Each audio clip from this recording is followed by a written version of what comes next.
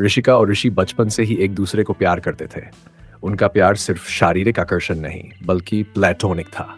इसे नादानी और कम उम्र के प्यार का नतीजा कहना ऋषिका और ऋषि के साथ ज्यादती ही होगी।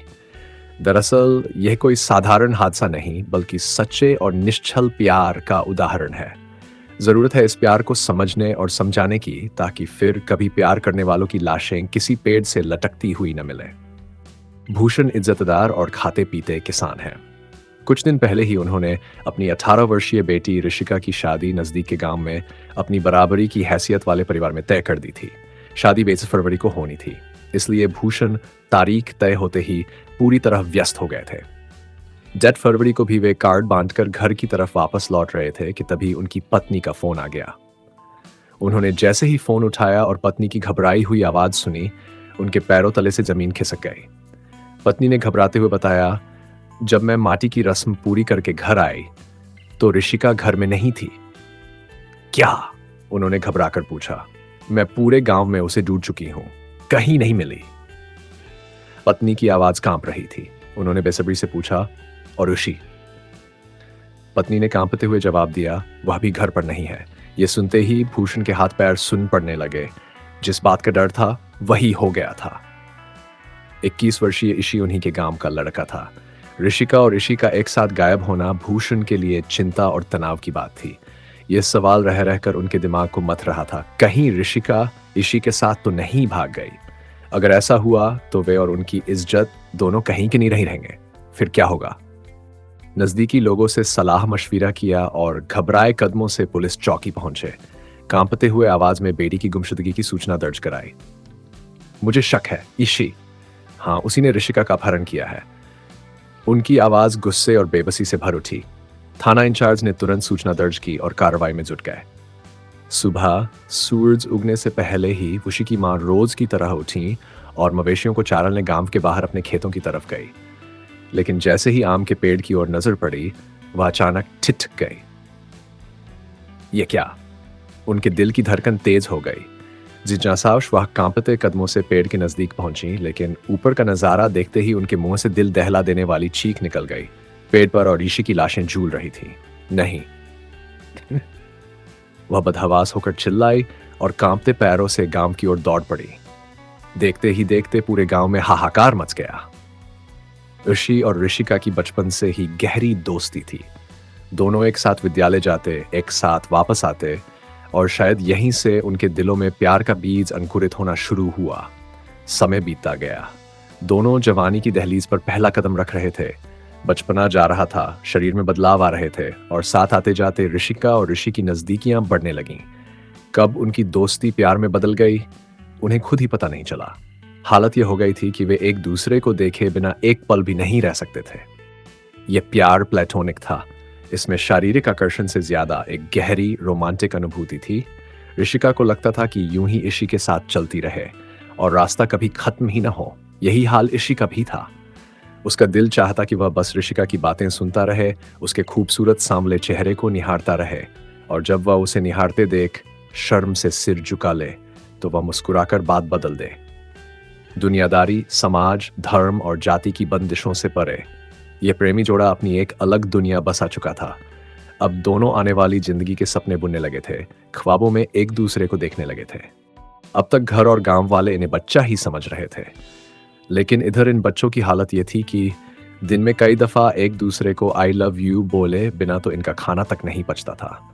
दोनों एक दूसरे की पसंद का खास ख्याल रखते थे, यहाँ तक कि टिफिन में भी वही खाना लाते जो सामने वाले को पसंद हो, और फिर साथ बैठकर मुस्कुराते हुए खाते थे।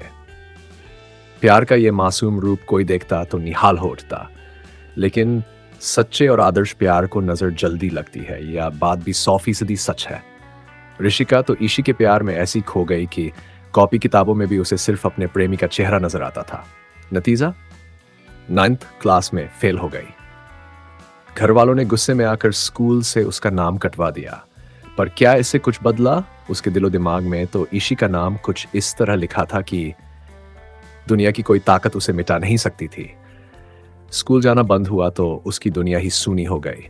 बिना ईशी के और बिना उसके ईशी भी छटपटाने लगा।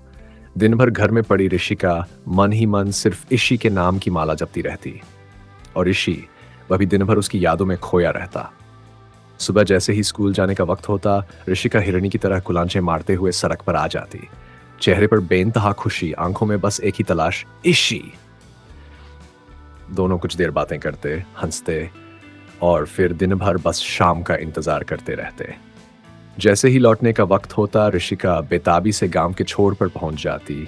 दिल की धड़कन तेज, नजरें रास्ते पर टिकी और मन में बस एक ही ख्याल, अब वुशी आएगा। बात छिपने वाली नहीं थी।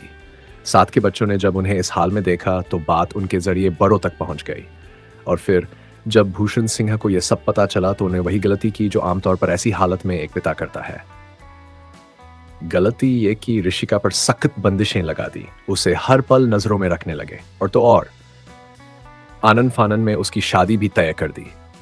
उनका इरादा साफ था, जल्दी से जल्दी बेटी को विदा कर देना, ताकि कोई ऐसा हादसा न हो जाए जिससे उनकी इज्जत पर बट्टा लग जाए, उनकी मूंछें झुक जाए। ये ऋषिका और ऋषि के लिए परेशानियों से भरा दौर था। दोनों के घर वालों ने साफ साफ चेतावनी दे दी थी, तुम दोनों की शादी नहीं हो सकती, लिहाजा एक दूसरे को भूल जाओ। लेकिन क्या प्यार इतनी आसानी से भुलाया जा सकता था? शादी तय हुई, तैयारियां भी शुरू हो गई तो दोनों हताश हो उठे। वे तो जवानी की दहलीज पर कदम रखते ही साथ जीने मरने की कस्में खा चुके थे, लेकिन घर वालों से डरते थे, उनका लिहाज करते थे।